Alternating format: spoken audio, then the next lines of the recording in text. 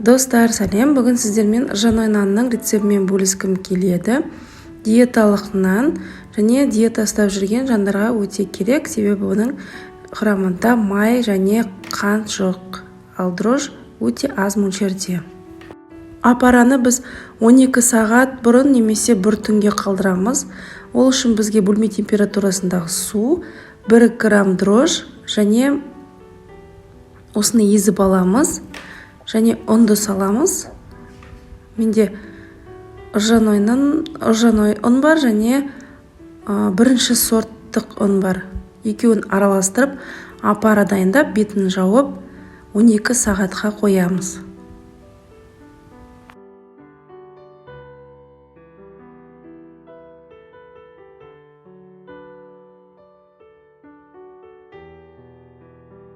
Нан илеуден 1 сағат бұрын жаной солытты осылай ысы суға құямыз және араластырып қоямыз.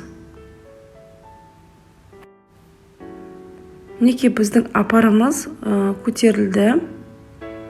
Осындай болып көтерілді.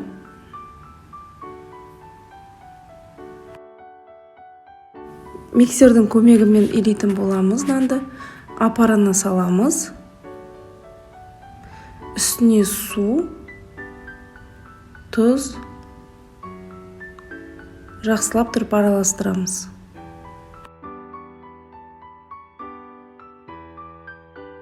Жақсылап бәрін араластырғаннан кейін жаңағы жаной солытты құямыз. Және 2 түрлі ұнды пайдаланамыз. Менде бірінші сорт ұн және жаной ұн. Дәндерден кез келген дәнді пайдалануға болады. Менде асқабақ дәні.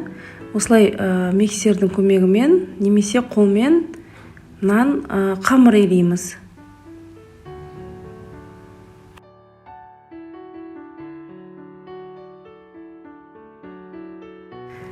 Мінекей миксер бізге илеп берді. Енді осы нанымызды көтерілу үшін 1-1,5 сағатқа осылай бетін жауып қоямыз.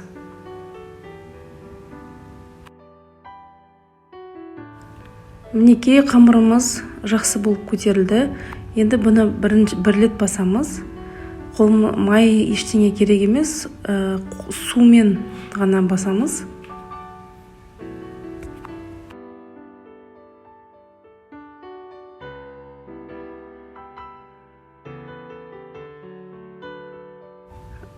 Басып болғаннан кейін тағы да жарты сағатқа немесе 40 минутқа тағы қоямыз. Мінекей нанымыз осылай ашыды, көтерілді. Енді формасына саламыз.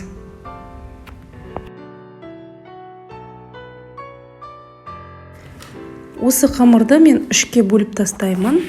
Себебі менің нан қалпым кішкентай ғана.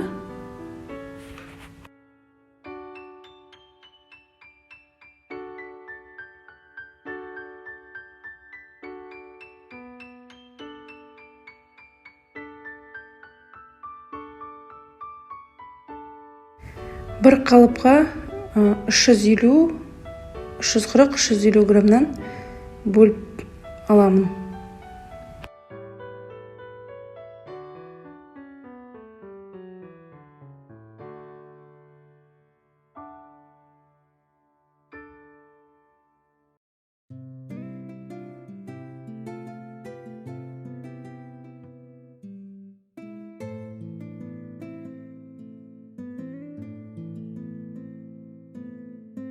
Мінекей осындай форма майлап аламын.